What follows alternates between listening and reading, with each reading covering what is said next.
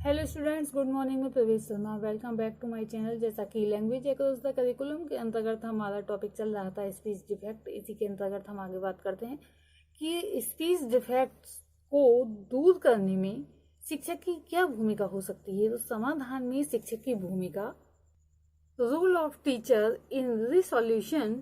सबसे पहला पॉइंट है हमारा लैंग्वेज टीचर यानी कि भाषा अध्यापक। लैंग्वेज टीचर एक अपनी भाषा में जो है उसे अधिकार, उसका पूरा अधिकार होना चाहिए। अध्यापक शिक्षण प्रक्रिया का संचालक है। शैक्षिक प्रक्रिया का प्रमुख संचालक होने के नाते अवश्य ही उसका जो है स्थान महत्वपूर्ण है। नेल्सन वॉशिंग ने सभ्यता की उन्नति शिक्षक की योग्यता पर निर्भर बताई है। अध्यापक की महत्ता को ही उसने पूरी तरह से घोषित किया है। अन्य विषयों के अध्यापकों की तुलना में भाषा के अध्यापक का महत्व एवं दायित्व विशेष रूप से स्वीकार किया गया है। विभिन्न भाषाविदों ने भाषा अध्यापक के महत्व का उल्लेख किया है। उसकी शैक्षिक एवं व्यावसायिक योग्यताओं पर बहुत अधिक यानी कि महत्वपूर्ण रूप से प्रकाश डाला है। रॉबर्ट लेडे, रथ, कार्नफील्ड तथा सिवर्स आदि विद्वानों ने भाषा के अध्यापकों की विशिष्टताओं का स्पष्ट रूप से उल्लेख किया है। बालक में भाषाई कुशलता का विकास करना भाषा के अध्यापक का दायित्व है। भाषा के विविध कौशलों का विकास तथा उनका परिमार्जन करना भाषा के अध्यापक का प्रमुख कार्यक्षेत्र है। अगर एक टीचर किसी विषय को पढ़ा रहा है, किसी भाषा को पढ़ा रहा है, तो उस भाषा पर विशेष ध्यान दिया जाना चाहिए। कहने का तात्पर्य यह है कि अगर हिंदी का अध्यापक है तो उसे खुद भी हिंदी का अच्छी तरह से प्रयोग करना चाहिए। अगर संस्कृत का अध्यापक है तो संस्कृत का, और अंग्रेजी का अध्यापक है तो उसे अंग्रेजी का प्रयोग करना चाहिए।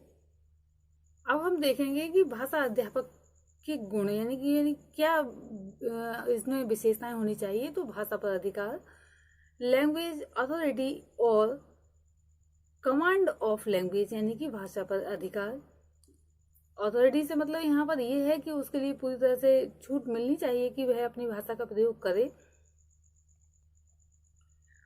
लैंग्वेज टीचर को अध्यय भाषा की पर्याप्त नॉलेज होनी चाहिए, तभी वह अपने छात्रों को जो है लैंग्वेज सिखाने में समर्थ होगा। मातृभाषा तथा अध्यय भाषा दोनों के शिक्षण में ही अध्यापक को भाषा के मानक रूप पर उस सीमा तक अधिकार होना चाहिए कि वह छात्रों को भाषा के वास्तविक नमूने से परिचित करा सके। भाषा में दक्षता से तात्पर्य वस्तुतः चारों कौशलों के प्रयोग से संबंधित दक्षता है। चार कौशल कौन कौन से हैं? वे चार कौशल हैं श्रवण, भाषण, वाचन, लेखन। ये चारों कौशलों में जो है दक्षता होनी चाहिए। अब यही पॉइंट फिर से आ जाते हैं। नेक्स्ट इसमें पॉइंट बन जाता है कि श्रवण बोधन की कुशलता, लिसनिंग एंड कंप्रिहेंशन एबिलिटी। मातृभाषा तथा द्वितीय भाषा दोनों के शिक्षकों में ही श्रवण एवं बोधन की कुशलता समुचित रूप से विकसित होनी चाहिए। मदर टंग के संदर्भ में फैमिली में ही भाषा को सुनकर समझने की योग्यता सहज एवं स्वाभाविक रूप से विकसित हो जाती है। केवल मातृबोली से इतर भाषा के मानक रूप को सुनकर समझने की कुशलता विकसित करनी पड़ती है। द्वितीय भाषा को सुनकर समझने की कुशलता विकसित करने में अध्यापक को विशेष प्रयत्न करना पड़ता है। प्रथम भाषा से तात्पर्य यहाँ पर मातृभाषा से ही है, जो कि वहाँ की स्थान विशेष की भाषा होती है। और सेकंड लैंग्वेज यानी कि द्वितीय भाषा जो चुनी जाती है। मातृभाषा की आदतों से भिन्न नवीन भाषाई आदतों को सचेतन रूप से ग्रहण करना पड़ता है। अतः उसमें इतनी योग्यता विकसित होनी चाहिए कि वह भाषा के मानक रूप से अलग जो यूज करता है वह बोलियों को भी सुनकर समझ सके। अब नेक्स्ट पॉइंट है हमारा भाषण कुशलता, स्पीच एफिशिएंसी। मातृभाषा तथा अन्य भाषा के टीचर में भाषा के मौखिक प्रयोग की समुचित कुशलता का विकास अपेक्षित है। टीचर में भाषा प्रयोग की इतनी योग्यता होनी चाहिए या नॉलेज होनी चाहिए कि वह विभिन्न स्थितियों एवं संदर्भों के अनुकूल भाषा को समायोजित कर सके। और सामाजिक संदर्भ अंतर के कारण भाषाई प्रयोग में भिन्नता लाना आवश्यक हो जाता है।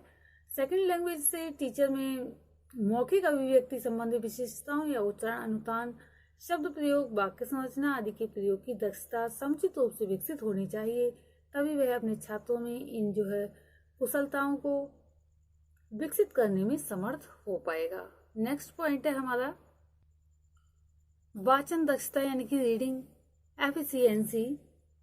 अध्यापक में ध्वनि एवं लिपि प्रतीकों के पारस्परिक संबंध को समझने की कुशलता होनी चाहिए, जिससे वह सेकंड लैंग्वेज में जो सामग्री उपलब्ध सामग्री है, साहित्य तथा अन्य प्रकार की जो रचनाएं हैं, उनका समुचित गति से वाचन कर सके, यानी कि उसकी रीडिंग कर सके। रीडिंग से संबंधित विविध कुशलताएं जैसे कि वाचन गति, शब्द भंडार तथा अनुतान का विकास आवश्यक हो जाता है। इस कुशलता के फलस्वरूप वह छात्रों के सम्मुख वाचन का आदर्श नमूना प्रस्तुत करने में समर्थ हो जाता है। नेक्स्ट पॉइंट है लेखन कुशलता यानी कि राइटिंग एफिशिएंसी।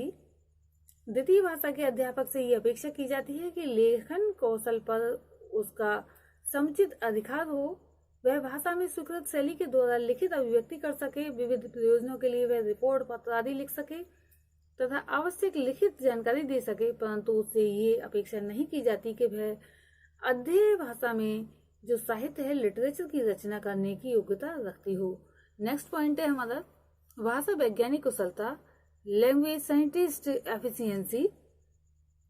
भाषा के अध्यापक के लिए या टीचर के लिए भाषा वैज्ञानिक यानी कि साइंटिस्ट, लैंग्वेज साइंटिस्ट की जो है जानकारी का विशेष महत्व है, उसे होनी चाहिए। सेकंड लैंग्वेज के संदर्भ में जानकारी विशेष रूप से आवश्यक हो जाती है।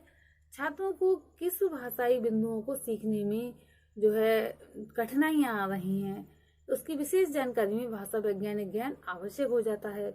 एक टीचर छात्रों की जो है मातृभाषा पर भी ध्यान देता है और द्वितीय भाषा पर भी ध्यान देता है, दोनों का ही पर्याप्त उसको ज्ञान होना चाहिए एक अध्यापक को, क्योंकि अगर वो ध्यान देगा तो ध्यान ठीक से तभी दे पाएगा जब उसे खुद ज्ञान होगा। समझना तथा शब्द भंडार के क्षेत्र में जानकारी विशेष रूप से आवश्यक हो जाती है।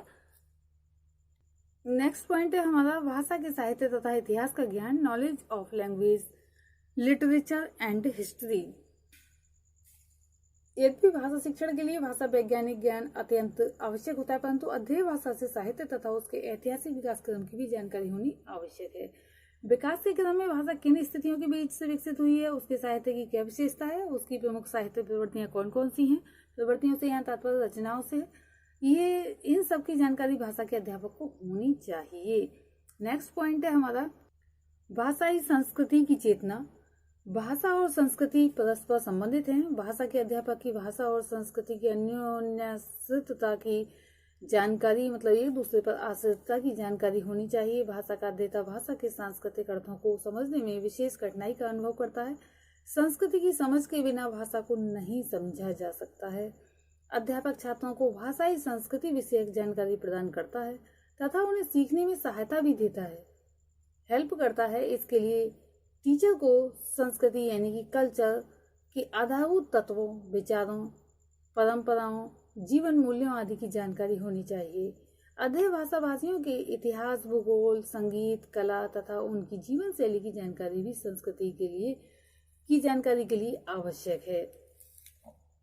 तथा अध्यापक के लिए सांस्कृतिक जानकारी, चूंकि व्यावसायिक दक्षता है, ये अध्यापन कार्य एक व्यावसायिक कार्य ही है, अतः ये एक दक्षता है, अतः अन्य भाषा की संस्कृति से संबंधित महत्वपूर्ण उपलब्धियों से भी परिचित होना आवश्यक हो जाता है। नेक्स्ट पॉइंट है हमारा मनोवैज्ञानिक सिद्धांतों का ज्ञाता। अध्यापक का मुख्य कार्य शिक्षण है।